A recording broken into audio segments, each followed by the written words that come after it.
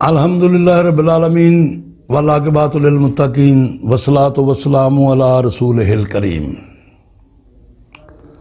تمام بہن بھائیوں کو، دوستوں کو، بزرگوں کو، مسلمانوں کو، غیر مسلموں کو السلام علیکم ورحمۃ اللہ وبرکاتہ۔ ہم سب جانتے ہیں، آپ بھی جانتے ہیں کہ جو اللہ کریم کے فرمان ہیں وہ اٹل حقیقت ہیں، اور جو اللہ کے محبوب کے فرمان ہیں وہی تو صداقت مطلق ہے، وہی تو آخری سچ ہے جو آپ نے فرما دیا، اور جو مولا علی مشکل کشا نے فرما دیا وہ جھوٹ ہو ہی نہیں سکتا۔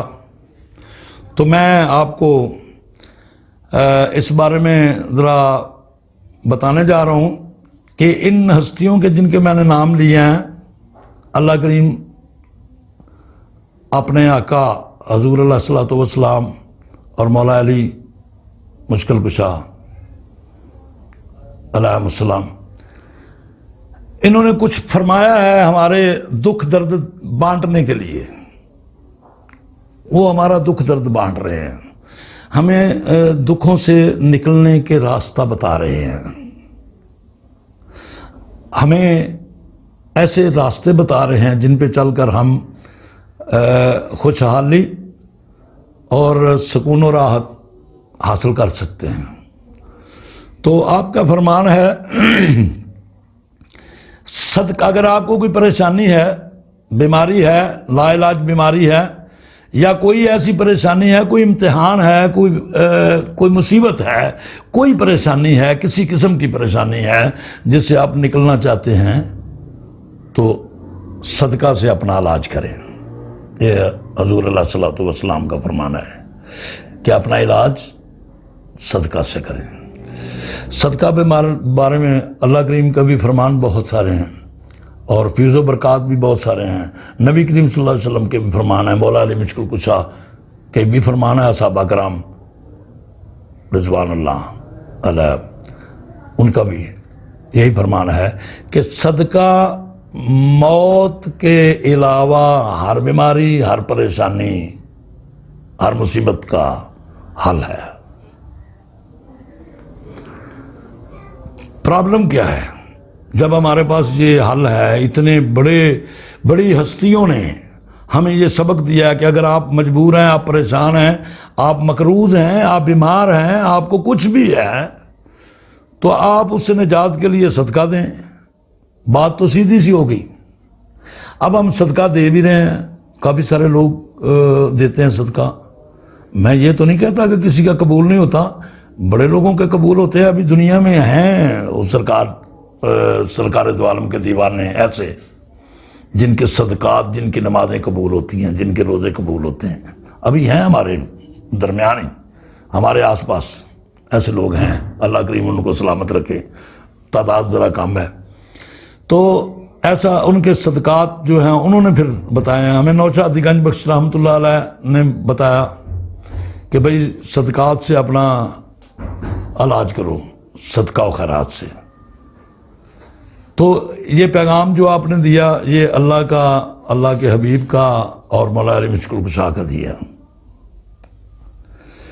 تو یہ عین سچ ہے نا کہ صدقہ بلا کو، مصیبت کو، وبا کو، بیماری کو، مشکل کو ٹال دیتا ہے۔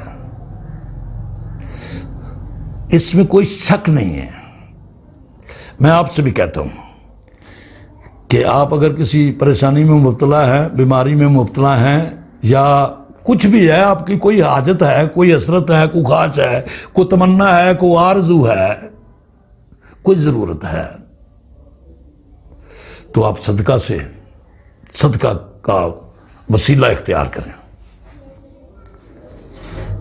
صرف اتنا سمجھ لیں صدقہ کیا ہے اور کیسے ادا کرنا ہے۔ بڑی معذرت کے ساتھ میں اس بات کا میں نے دیکھا ہے، ہم خود بھی اتنے اچھے نہیں ہیں، لیکن میں نے دیکھا کہ لوگوں کو یہ پتہ ہی نہیں ہے ابھی تک کہ صدقہ دینا کیسے ہے۔ جو قبول ہو جائے، جس سے مصیبتیں ٹل جائیں. تو میں اس بارے میں تھوڑا سا آپ کو بتا رہا ہوں کہ آپ کو کوئی بھی پرابلم ہے، کوئی بھی مسئلہ ہے، تو طریقہ کے مطابق، اسماء حسنہ کے مطابق اور اولیاء کرام کے جو فرمان ہیں ان کے مطابق 2 نفل قضاء حاجت وہ پڑھیں اور صدقہ و خیرات کریں. اب میں آپ کو یہ بتانے لگا ہوں کہ کئی لوگ ابھی بھی کہہ دیں گے، آپ بھی کہہ دیں گے شاید، کہ صدقہ تو ہم دیتے ہی رہتے ہیں، ہم کیا کرتے ہیں، کون سا صدقہ دیتے ہیں.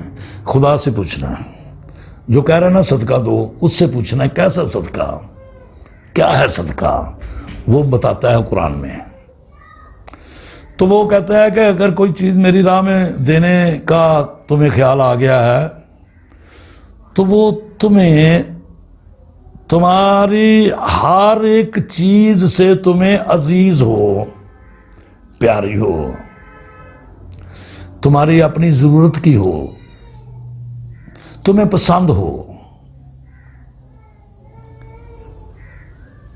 اور وہ چیز میرے راہ میں صدقہ دینا کسی کو، اچھی چیز، اعلیٰ چیز، افضل چیز، حلال کمائی کی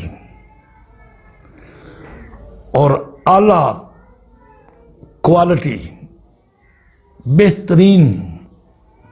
اب وہ آپ نے سوچ لیا کہ میں آپ کو ایک مثال کے طور پہ بتانے لگا ہوں، گندم آپ نے دینی ہے 20 کلو ہے یا 40 کلو ہے، جتنی بھی آپ کو توفیق ہے، آپ نے حسب توفیق ہی کرنا ہے، تو وہ آپ نے دینی ہے. تو آپ نے وہ صدقہ کس طرح ادا کرنا ہے، وہ صدقہ دینے لگے آپ. تو آپ کو چاہیے کہ گندم اگر گھر میں موجود ہے تو بھی، اگر بازار سے لانی ہے تو بھی، وضو کریں پہلے، یہ سوچ لیں کہ میں صدقہ اللہ کی راہ میں دینے کے لیے گندم لینے جا رہا ہوں، یا وہ آپ نے جس میں رکھی ہوئی ہے اس سے نکالنے جا رہی ہوں، عورت ہے یا مرد ہے، یہ کوئی بہن بھائی کوئی بھی ہو جن کو حاجت ہو. پھر اس کو باوضو ہاتھ لگانے ہیں اس چیز کو، کیونکہ وہ آپ کی نہیں رہی، کسی کی ملکیت نہیں ہے، وہ اللہ کریم کی ملکیت ہے خالصتاً. ویسے بھی ہر چیز اس کی ملکیت ہے، لیکن یہ پھر اسی کی ملکیت میں سے آپ پھر اس کی ایک ملکیت بنا رہے ہیں. یہ سوچ لینا کہ وہ کتنی متبرک ہوگی وہ چیز جو اس کے نام کی ہوگی صرف. تو آپ یہ سمجھ لیں، آپ نے وہ تمام آداب بجا لانے ہیں کہ یہ اللہ کریم کی چیز ہے، یہ گندم، یہ دانے، یہ اللہ کریم کے نام کیا ہے، اللہ کریم ہے ان کا مالک. تو آپ نے بھی فرمایا، آپ صلی اللہ علیہ وسلم نے فرمایا کہ صدقہ مستحق کے ہاتھ میں جانے سے پہلے اللہ کے ہاتھ میں جاتا ہے. تو یوں سمجھ لیں کہ آپ کی گندم جو ہے وہ اس کے دانے جو اللہ کے ہاتھ میں جا رہے ہیں، تو کتنی مقدس ہے وہ، کتنی متبرک ہے وہ چیز. تو اس کا احترام کریں، ایسے نہ ڈال دیں فرش پہ، اس کا احترام کریں، اس کو باوضو صاف کریں، کپڑا صاف ستھرا رکھیں، کلمہ شریف پڑھیں، جو آپ پڑھ سکتے ہیں قرآن کریم سے جو آپ پڑھتے ہیں، سورت کوئی پڑھ لیں، کچھ بھی کر لیں، اس کو صفائی کرتے وقت یہ سارا کچھ کریں. اگر دھونے کا سمجھیں کہ یہ صاف اتنے دھونے سے زیادہ صاف ہو جائیں گے تو پھر اس پانی کو اپنی عام استعمال والے گٹر میں یا نالی میں نہیں جانے دینا. اسے دھو کے وہ پانی اپنے کی کہیں پہ ایسی جگہ پہ ڈالنا جہاں بے ادبی نہ ہو، سمجھ رہے ہیں. اور پھر آپ نے وہ اٹھا کے لے کے جانا ہے، ایسے نہیں ہے کہ چلو یار ادھر رکھ دو کوئی مسئلہ نہیں ہے. اس کا احترام کتنا ہوگا، اللہ کی کتاب کا کتنا احترام ہے، صرف یہ کہ اللہ کی کتاب ہے، اب اللہ کی یہ گندم ہے، اللہ کے دانے ہیں، کتنا احترام ہوگا، واجب، ضروری، فرض. تو میں یہ کہوں گا پھر آپ اس کو اس احترام سے اس بندے کے پاس لے جائیں اور اس سے کہیں کہ وہ اللہ کی بارگاہ میں دعا بھی کرے اور یہ اقرار کرے کہ میں نے یہ صدقہ قبول کر لیا ہے، اور میرے اللہ تو اس کی جو مشکل ہے، جو اس کو پرابلم ہے وہ آسان فرما دے. وہ دعا بھی کرے، اسے وہ اس انداز سے دیں، انتہائی ادب سے. آپ 3 بار ایسے کریں اور 3 دن کریں متواتر، بہترین 13، 14 اور 15 ایام بیض جن کو کہتے ہیں، چاند کی قمر کی تاریخ جو ہے 13، 14 اور 15، یہ بہترین دن ہیں۔ ویسے تو سارے دن اچھا ہی ہیں، جمعہ بھی بڑا اچھا ہے، لیکن یہ 3 دن اگر آپ کسی بھی مسئلے کے لیے اگر صدقہ دینے کی کوشش کر رہے ہیں، نیت کر لی ہے، تو ان 3 دنوں میں دیں، اور تینوں دن روزہ رکھیں، اور تینوں دن با جماعت نہ صحیح اکیلے میں بھی نماز پڑھیں، اور تینوں دن اللہ کریم کو اس کا وعدہ یاد دلاتے رہیں کہ اے اللہ، میں نے اپنی اس حاجت کے لیے تیرے حکم کے مطابق، تیرے محبوب کے حکم کے مطابق، مولا علی مشکل کشا کے حکم کے مطابق یہ میں صدقہ پیش کر رہا ہوں، اس پریشانی سے نجات کے لیے، اس بیماری سے نجات کے لیے، یا اس مشکل کے لیے۔ یہ جو بھی آپ کا وہ نیت ہے، جو بھی ہے وہ پیش کرنی ہے، اسے 5 وقت یاد دلائیں۔ تینوں دن جب آپ صدقہ دے رہے ہیں تو پھر یہ یاد رکھیں، تینوں دن بعد نماز پڑھیں، ہر حالت میں کوشش کریں کہ آپ کسی طریقے سے، اگر صبح 2:30 بجے